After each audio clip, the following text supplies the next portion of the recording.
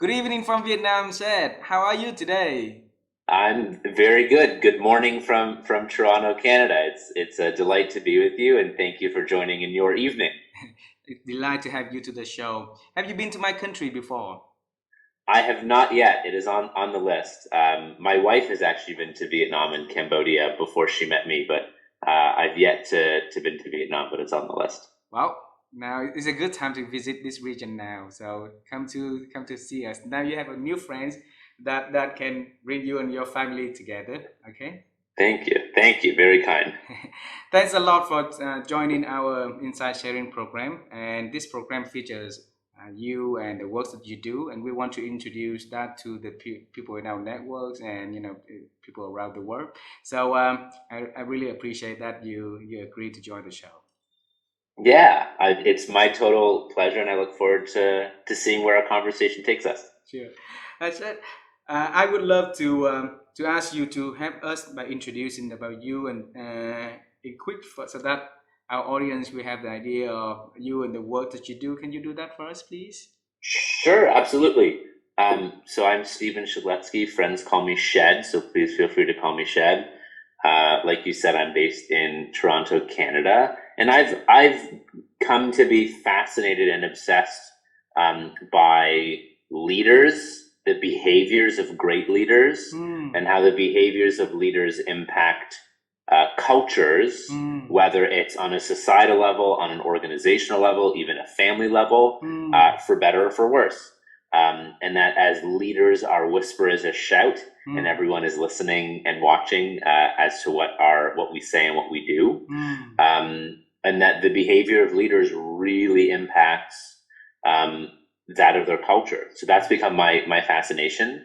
Um, as we discussed before we hit the record button here, I'm writing my first book on psychological safety called Speak Up Cultures, and Mm. examining how the benefits of having a speak up culture and how the behaviors of leaders impact a speak up culture, one being present or one not being present. Wow. Congratulations for the first book, and we Thank look you. forward for it in fall of 2023. So it's few, about how many months? About 8 months, 12 months to go. Yeah, Yeah. about a year. We've yet to secure a publishing date. Ah. Soon enough, soon enough, we will have one. Well, we get back to you, during the launching, so that we can spread it to our readers also. Just so Thank you. congratulations for doing that. I'm gonna bring you all the way back to when you were young and trying to figure out Hmm. how the journey all started.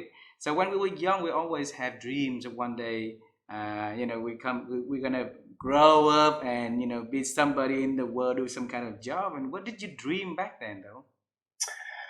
It's a great question.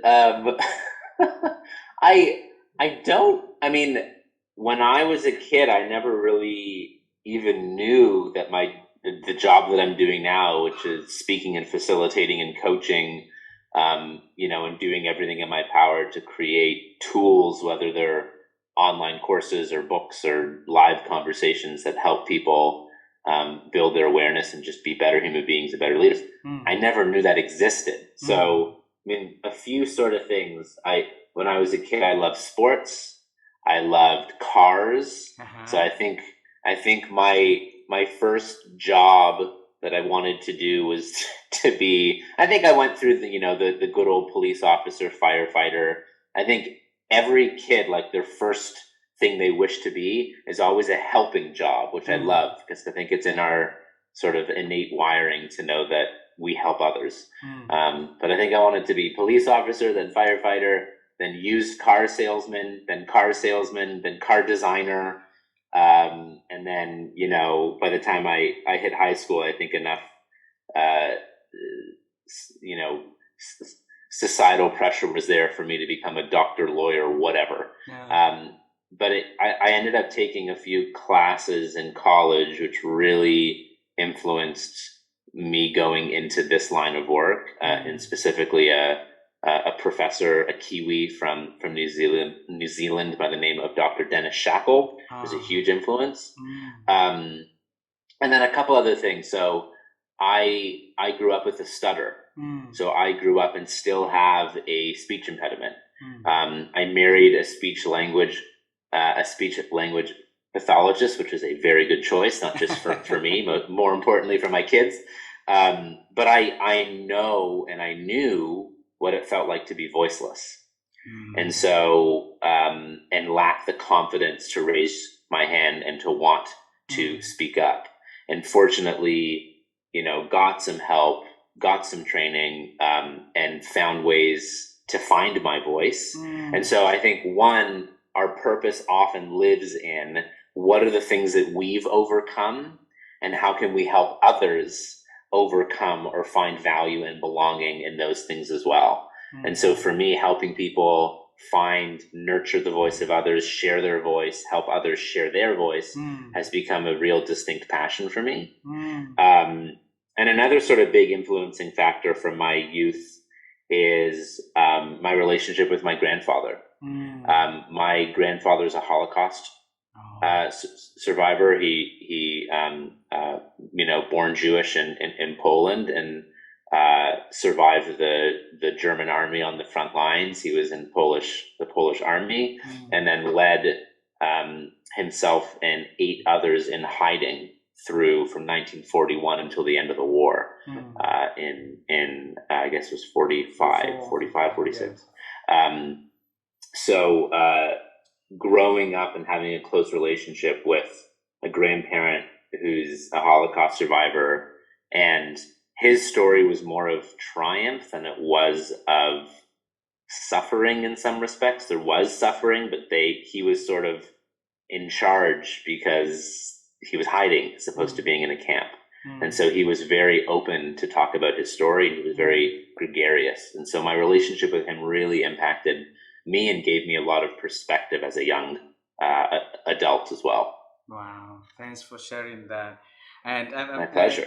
And there's a lot of people struggle in life finding their passion, and then some was able to find their passion, but not able to live up to that and inspire others to find theirs.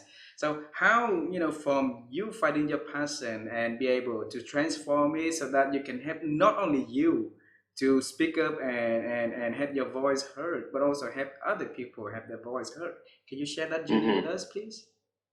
The sort of the journey of both sort of finding and living my passion. Yes. Sure. So yeah, I mean, finding my passion very distinctly happened in college university with this one professor, Dennis Shackle, where I took a class with him, which is a public speaking class. And it was the very first class. It was one of these classes that we did 2 classes back to back. So it was 3 hours in an afternoon. And after the first set of classes, he shared Dr. Martin Luther King Jr.'s I Have a Dream speech, a recording of it, a clip of it.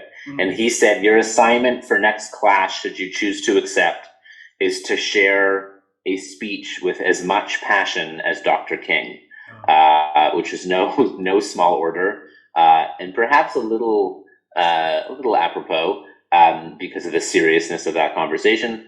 But I sat in the seat in that auditorium knowing exactly what I had to speak about, which was overcoming my own fear of public speaking. There's the old Jerry Seinfeld joke, which is the number 1 fear is public speaking, and the number 2 fear is dying. And so you'd rather be in the casket than the one giving the eulogy, which makes no sense whatsoever. But public speaking is a universal fear. It's hard work. And so I gave a 5-minute talk. I mean, I went to university in Canada, so there were people that spoke of their favorite sport, hockey, curling. Someone spoke of their, love for mint chocolate chip ice cream. And I spoke about overcoming my fear of public speaking. And the reason I did it is because I knew that there was a universal fear in that room. And I wanted to share my story to help inspire confidence in others. There were people in that class who English wasn't their first language. And so public speaking in a language that wasn't their first language, I just wanted to give them a bit of a glimpse and some hope, because I had gotten better at public speaking. And then it was the first time I gave a talk that was about service and helping. And I was hooked. And so I sort of stumbled into finding a passion or my passion for speaking up and helping others find their voice and speak up too, through experience. And then I wanted to do it as often as I could. And then I got my first job out of college, which had nothing to do with speaking or coaching. It was a leadership development program at a large company. So it was in the line and sort of the work of leadership, which I love. On my first day, 1,000 people were let go post-merger. So I joined a company where the culture was very tumultuous as I was entering.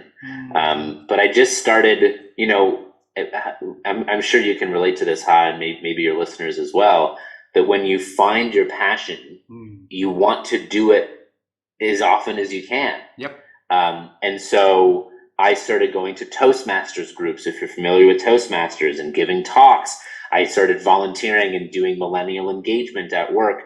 I just started to find every single opportunity, whether I was being paid for it or not, just to do it and to connect with other people who were like-minded and cared similarly about the same things as me. And so I feel very fortunate that I tapped into, whether deliberately or unintentionally, found my passion early on, and then just committed to doing it as often as possible. But my 20s were hard. I was lost. I was depressed.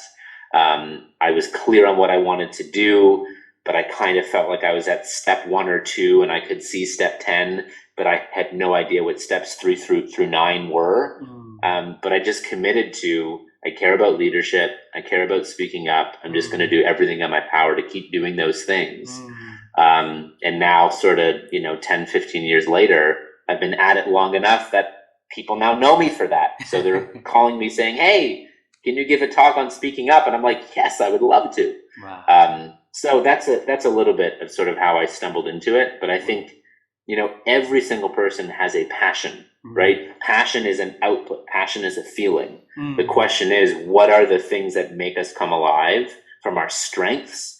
And what is it that we want to contribute toward? What is it that we feel all people deserve to feel or experience? Like, I know you care about cultures of belonging. Yep. I do too. I care about cultures where people can share their ideas, concerns, disagreements, and mistakes, and know that on the other side is improvement and a better relationship. And so yeah, I think every one of us can find the things that we're good at, of which we're all good at things. We can be blind to our own strengths. That's why assessments like StrengthsFinder, or Jonathan Fields has a new one called Spark Type. Like, there's tons of assessments that help us build self-awareness and then use those strengths that we all have to contribute towards something that we care about. That's passion. That's fulfillment. Wow. That's beautiful. It reminds me of the time I was at the States as an international student, had zero English. And then, so I went to the States and studied ESL, English for second language. And, and every time that we give speech in front of the classroom of 12, 10, 15 people, it's a nightmare. And even now, my job, we do a lot of public speaking in my own language. But every time before we get to the stage, the same feeling is, whether or not it's a 300 people, 500 people, it's very same feeling of the classroom that I had 20 years ago in the States, with 10, 15 people in the class. And and then thanks for sharing, your first speech with Professor Dennis, right? Yeah, Dennis Shackle. Yes. Dennis Shackle. Okay. So, and then there's two things if I can mention on this. Sure. So my mentor and the founder of a company I've worked for many years with, Simon Sinek, who's a well-known speaker, he's taught me two really important things on how to overcome a fear of speaking, or how to find courage to speak. So one is, anytime before Simon gets on stage, he utters a mantra to himself, which is show up to serve, show up to serve, show up to serve. So every time he goes out and gives a talk, whether it's virtual or on a stage, he's reminding himself that he's there to serve and there to do everything he can to better the audience. It makes it less about him and more about what he can do to help people and serve. The other is that if you're nervous, the stimulus, the same sort of physiological response to nervousness or anxiety is the same as excitement, right? Or your palms sweat, your heart beating increases, your pupils dilate, right? Your breathing becomes shorter. It's the same sort of stimulus and symptoms of being excited. Yep. And so you can actually, when you're nervous, you can say, I'm excited, and this is important, this matters. And you can sort of breathe into both show up to serve and to help shift nerves and anxiety into excitement. Wow, thank you for sharing that. So show up to serve and then switching from anxiety into excitement by saying that we do something important for others, right? And yeah. Shed, we all going through life stumble from finding one thing to do to then, until we find something that really meaningful for us. And then you got, the opportunity to become the fourth person in the Simon Sinek's team and has been there ever since, right? How's working with amazing leaders, amazing speakers, and on the daily basis? How is it impacting you? It's impacted me hugely. I mean, I have learned and grown so much from being a part of Simon's organization for close to 11 years now. I'm still doing work with Simon, sharing his message with groups, which I love doing and believe so deeply in the message and in the inspired, safe, and fulfilled movement. Yeah, I mean, it's made me a better person. It's made me a better speaker. And yeah, I mean, I think two things really stand out that I've learned from Simon, at least two. I'm sure there's many more, but two that are top of mind right now. A lesson Simon taught to me that a mentor of his taught him, which is 2/3 of an answer is better than an answer and a half, which I love. And it's not something I'm naturally good at. I could be quite good at rambling and going on and sharing an answer and a half. But I love this notion of, talk less, say more. And so Simon has really helped me both in my own writing as well as my speaking, that, to say as few words as possible to get the message across such that people are interested to hear more and ask more. So that's one. And then the other is, Simon is very open in admitting and saying that he is not a perfect leader and no such thing exists. And so I've really learned that the goal is not to be perfect. The goal is to make progress. And that, Simon's organization, and as I'm building my own organization as well, we must live the message we preach from the inside out. And I've held roles over the years on Simon's team that have been internal roles, which I've been so grateful for, where I've really been able to help the organization and the people within it live the message from the inside out. And that, we've heard the old sort of fable of the shoe cobbler's child that has no shoes, that Simon's organization, my organization, we aren't immune to the issues that we speak of. We aren't immune to all the things that we speak of in terms of having an infinite mindset, having psychological safety, having great leaders who show up to serve their people, and that we have to work at these things, especially and even harder in the very organizations that preach about it. It's so important. Yep. So it's a progress that we have to remind ourselves every day and try to make it better every day, right? Yeah. And said Simon was able to tell the world, to help the people to find their why, right? And now you're on the progress of having people around the world to find their voice. All right. Okay. So I will ask the question if later. I will ask you, why? Why do we need to, express our voice or share our voice and things like that? Yeah, so we don't have to. It just simply makes for more trusting, cooperative, and innovative cultures. So the way I define a speak up culture is an environment in which people feel safe to share their ideas, even if they're half baked, to share their concerns, even if they're unpopular, to disagree, even with a senior leader, admit mistake, knowing that it will lead to improvements. And so the two components of a speak up culture are encourage and reward. So leaders must create an environment where people feel encouraged to speak up, share ideas, which causes more innovation, share concerns and disagreements and mistakes, which means that there's less of a likelihood that those mistakes will keep happening. You can improve, you can get better. If you encourage, you create the condition where people feel that it is worth the risk, because it is never without risk to speak up and share ideas, concerns, disagreements, and mistakes. It's a risk to our job. It's a risk to our relationships. What if I say something to the boss and they don't like it?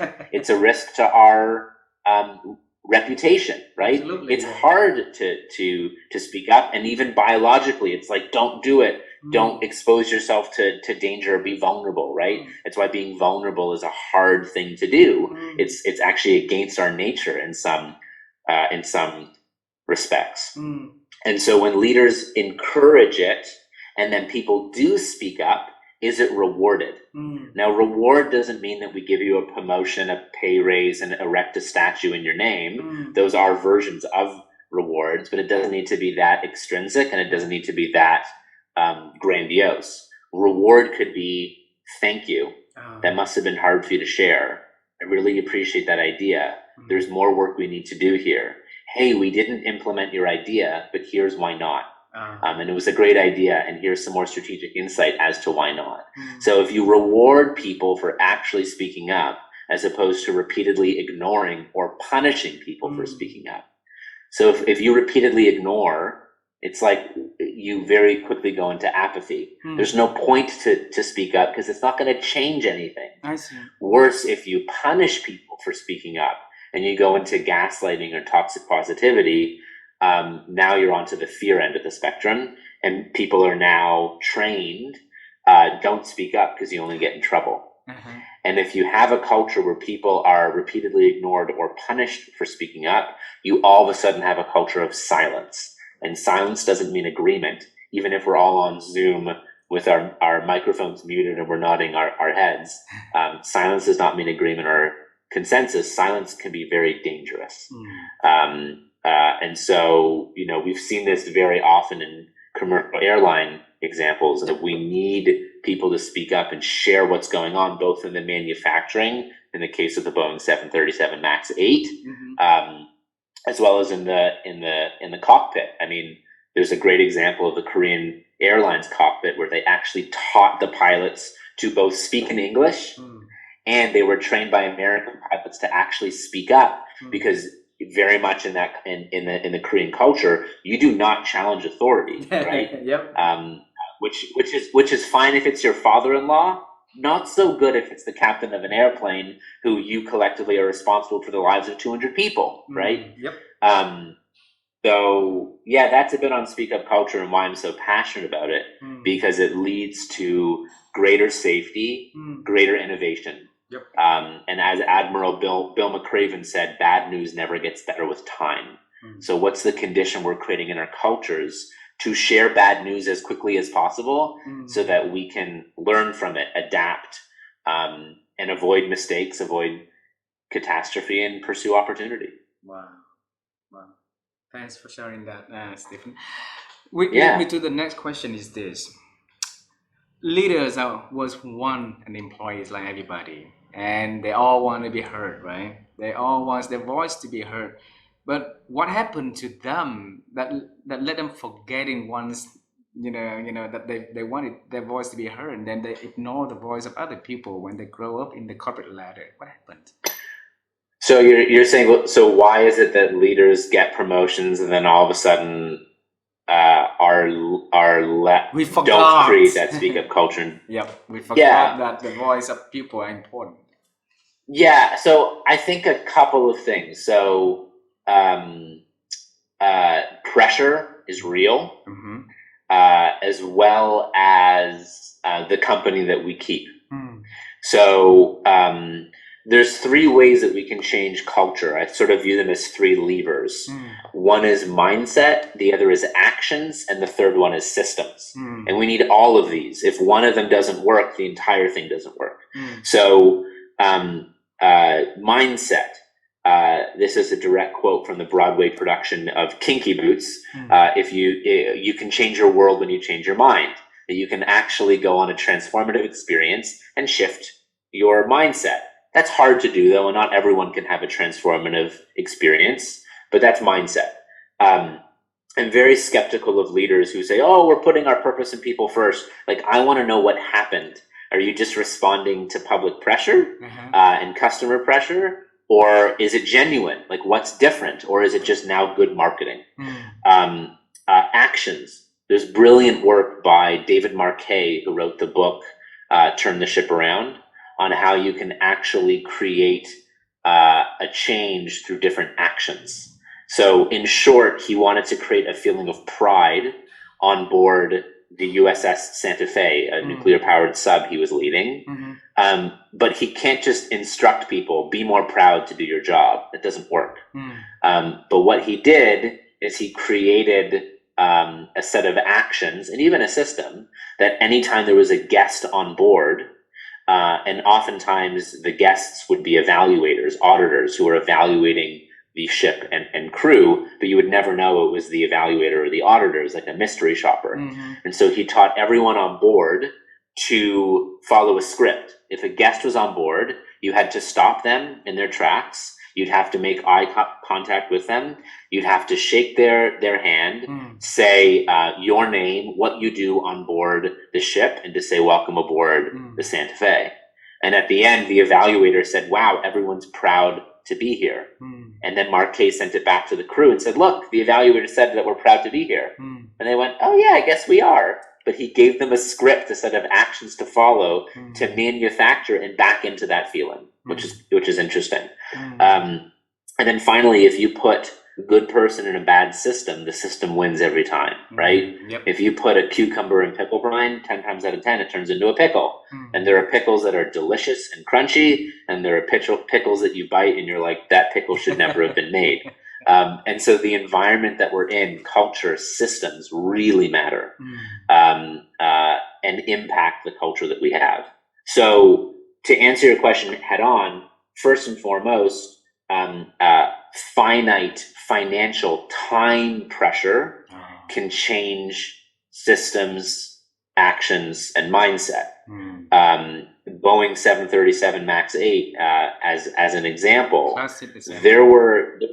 there was a senior manager, Ed Pearson, who literally spoke up to the general manager of the Renton, Washington facility where this plane was being made. There were way too many orders, quality, safety, all of the important things for a plane were going down. And he spoke up and he said, my alarm bells are going off. This is not a safe plane.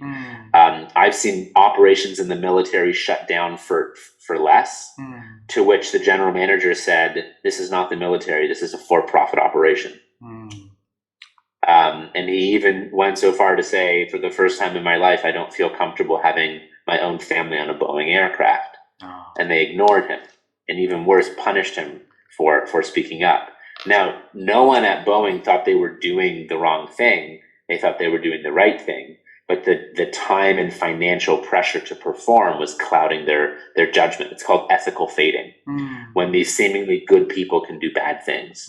That's one. The other is the company that we keep. I've seen leaders be wonderful when they're surrounded by the right team that challenges them. And I've seen the same leaders be awful when they change the people that they surround themselves with.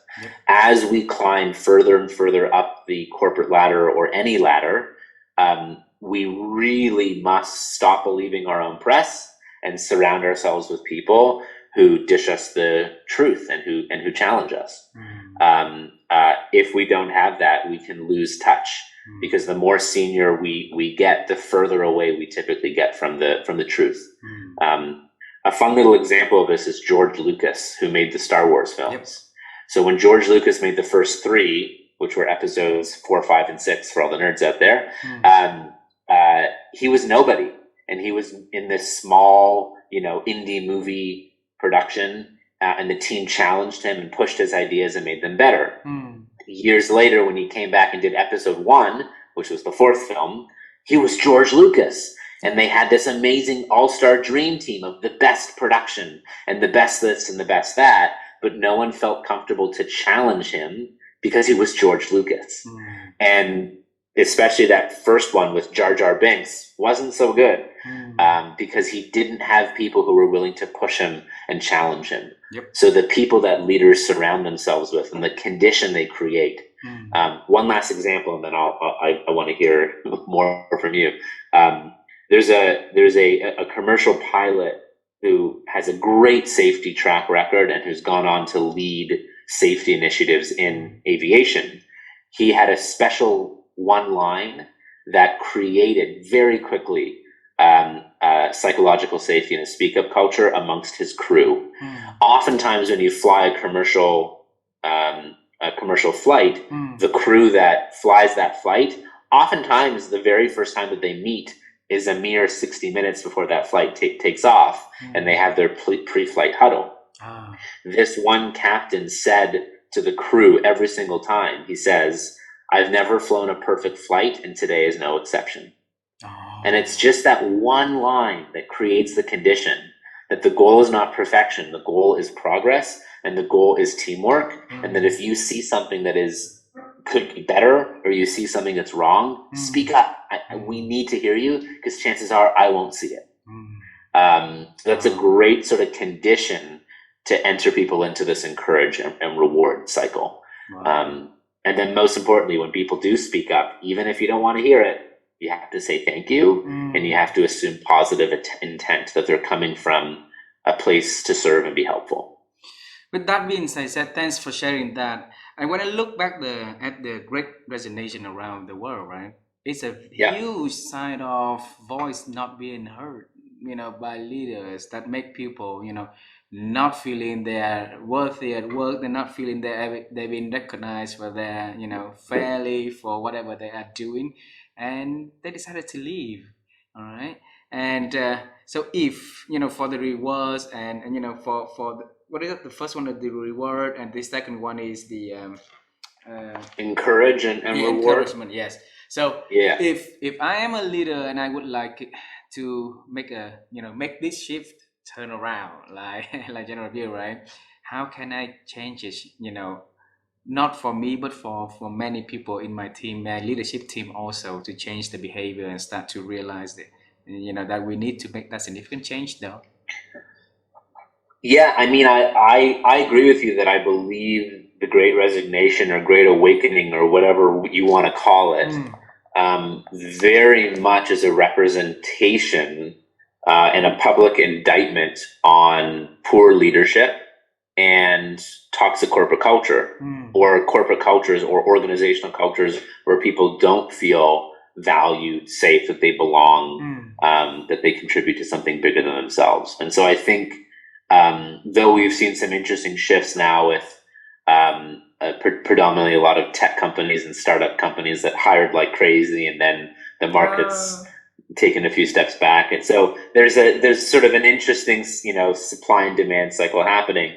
But I think one of the perhaps silver linings and positive things coming out of COVID has been we've all had this very equalizing, or every single one of us has struggled. Some of us have struggled more than others with socioeconomic status, but we've all been through a challenge. And I think people have woken up to this notion of they have one life, they have one career, whatever is in our control, and an agency make a change, which I think is great. The thing that I'm writing about in the book in terms of helping to solve this, I believe, is a series of 3 chapters called Leadership Defined, Select Better Leaders, and Support Leaders Better. So I think, if organizations really want to gain a competitive advantage, having great leaders, having great teams, having great cultures pretty good idea. Mm-hmm. It creates better engagement. It creates better outcomes. Every senior leader knows our most important asset are our people. I don't know anyone who likes to be called an asset. But B, what are the leaders actually doing to create this environment where people feel that they are the number one priority? Because I don't think many people do. Mm-hmm. And so I think first and foremost, we need a definition of what it means to be a leader. Wow. If you're right, we need to say leaders exhibit empathy and compassion and decisiveness and authenticity and vulnerability. Like, define the leadership behaviors in your organization such that when people are offered a promotion, you go, do you know what this means? Like, this is the leadership code. This is how we expect you to behave. And if you sacrifice those values and behaviors for profit and performance, that's a pretty weak organization, right? Yep. An organization that's just about profit is a pretty poor organization. So I think we ought to define, potentially on a societal level, but certainly on an individual culture, organizational culture level, what does it mean to be a leader here? Now select leaders against that definition. And none of us can call ourselves a good leader that is earned against those criteria. Yep. Of course, right? Yep. We expect our leaders to exude empathy. Well, let's do some training on empathy, right? And development experiences on empathy. We expect our leaders to be decisive, give credit when it's due, and take responsibility when things don't go well. Like, define what it means, select and promote against that definition, and then support leaders better. So yeah, define. Select. I borrow from the U.S. Navy SEALs have a great matrix on trust and performance. That the SEALs would rather have someone who's high trust than high performance. We've all worked with someone who's high performance but low trust. And the SEALs would rather have someone who's low performance and high trust, because skills you can teach. Yep. Attributes, innate attributes, taught by my friend Rich Davini, those are more inherent and harder to develop. Not impossible, but harder. And then finally, we need to support leaders better. So there's an HBR, Harvard Business Review study that found that there's a 12-year gap between when the average manager gets their first promotion into a management role, which is age 29, and when they get their first formal management training, which is age 41. A 12-year gap between people are put into the role, and then we go, oh, we should probably teach them how to lead. Like, let's do that sooner. Yep. It should be a prerequisite. I think much like, before my wife and I became parents, we read books, we went to parenting seminars, we started the education and the training before we got in the role. Yeah. And so I think the standard for leadership should be the same. And indeed, I'm writing this book, Speak Up Culture, for people who are already in the role, whether they're senior leaders or middle managers, which I've been a middle manager, or if they're aspiring leaders by behavior, not by title. That's what I'm writing it for. Wow. Big congratulations on that again. We will get back to you. Thanks. In about 12 months time, and then back then, we're trying to promote that all together. I have a last question for you today, Seth, and this is about the book that you write. I'm not sure if you'll be able to share it before it even released, but since you said that there's three things about in that chapter is first is define the leadership, right? What is leaders, and then go against it, and select the leader, choose the leader, and then support your leaders, right? So what is your definition of leaders that you want your leaders to have those kind of things? So I'll take from two friends and mentors. So one is Rich Davini and the other is Simon Sinek, because I think they've articulated this. So Rich Davini, who's a retired U.S. Navy SEAL, very close friend, he wrote the book, The Attributes. He has a quote on leadership, which I love, which is, leaders aren't born, leaders aren't even made, leaders are chosen based upon the way that they behave. We cannot call ourselves a leader, just like I can't call myself funny or good looking. You have to decide that, right? Yep. I'm funny if you laugh at my jokes, Similarly, I cannot say I'm a good listener. I cannot say I'm really empathetic. I cannot call myself a leader. It is far more powerful if others call me a leader. It's a title that we earn through our behavior. Yep. Some of us are born with some of the natural disposition and skills, or develop those skills. Found, it can be useful to be charismatic or be extroverted as a leader. Can also get in the way. Some of the best leaders I've met are introverts, and they feel called to lead. They're actually quite uncomfortable in the spotlight, but they're connected to something and people more important than themselves. The other, which I'll take from my colleague Simon Sinek in his book Leaders Eat Last, leaders aren't the ones who are in charge. Leaders are the ones who take care of those in their charge. That I think leaders see human beings first. Leaders, of course, are connected to vision and of service and are trying to propel and make something better. And they see that people are the ones who can help them get there.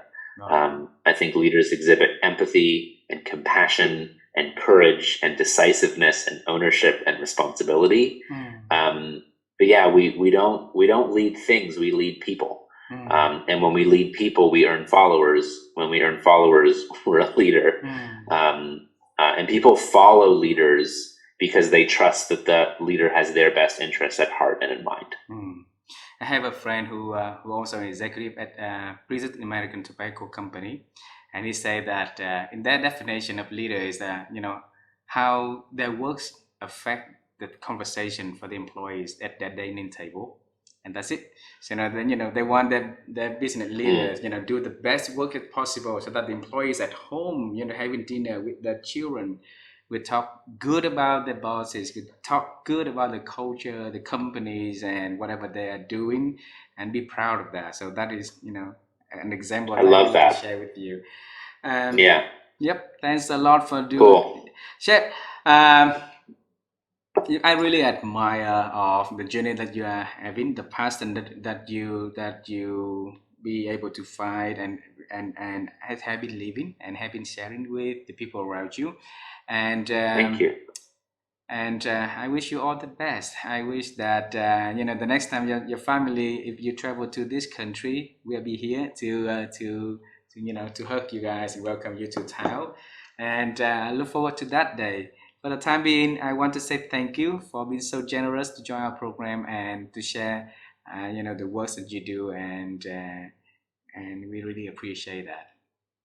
Thank you very much. It's been a pleasure to join you. I hope this conversation helps your listeners. It's been a joy, and look forward to seeing you again soon. Thank you very much. You have a beautiful day. Okay. Thank you. You too. Bye bye. Take care. Take care.